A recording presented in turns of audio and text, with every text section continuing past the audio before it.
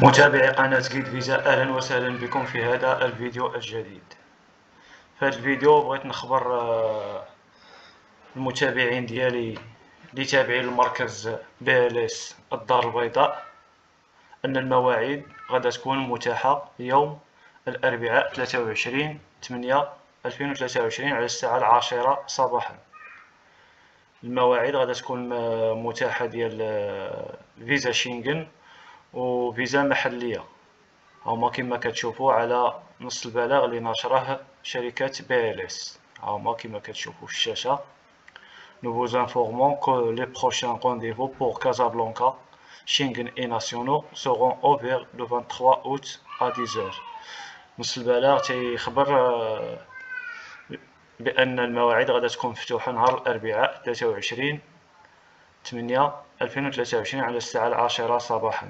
لهذا كنخبر المتابعين ديالي التابعين لمركز BLS كازابلانكا والمتابعين بصفة عامة أن المواعيد غادا تكون متاحة في التاريخ السالف الذكر. لهذا الناس اللي كيهمهم الأمر يوجدوا راسهم باش يكونوا موجودين في هذا اليوم باش ياخذوا المواعيد ديالهم بكل أريحية ويوجدوا الوثائق ديالهم. وحظ موفق للجميع، وشكرا لكم على المتابعة، وإلى اللقاء في فيديو آخر، والسلام عليكم ورحمة الله وبركاته.